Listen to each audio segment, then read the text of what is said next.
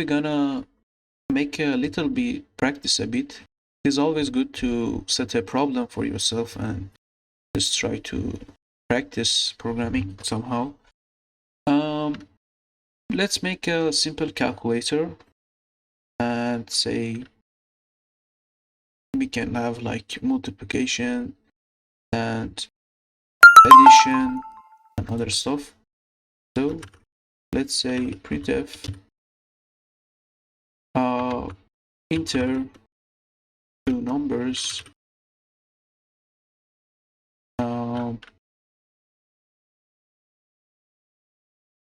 enter two numbers, and then we say int x, int y, and then now we use scanf. There is a function called scanf that we can put the ampersand to store that value that we take from the console and put it inside the variable and say.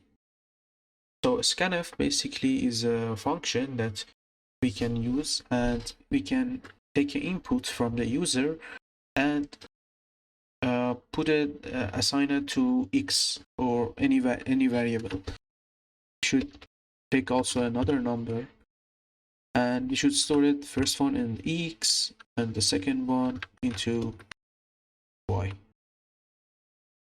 Now what we have to do, we can increment, we can add this to integers, say printf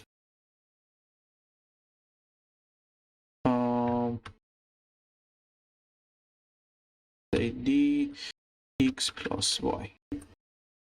You just want to add these two numbers, get two numbers from the user and add them. Let's see how it works.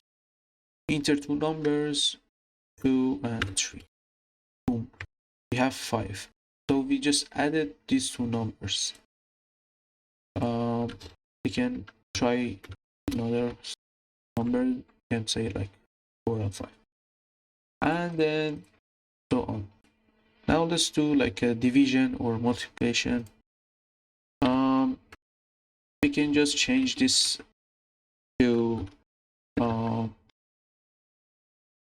like, let's say multiplication. We can say two numbers, 3 and 4, and then we get 12. We can also do this for division. We say this slash, then we do this 3 and 1, we get 3. Notice that if we write like 1 over 3, this is gonna give us 0.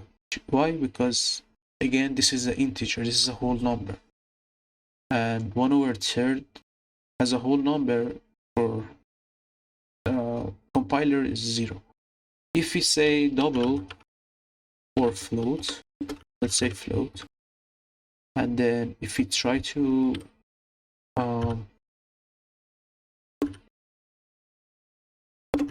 divide these two numbers, we should get a good result. 1 over 3. You see, it gives us the decimal result for that. And we can also do this for minus. We can just say minus. And this is how we can just make a simple calculator for ourselves and yeah, make some other stuff. So we learned about the float and other stuff.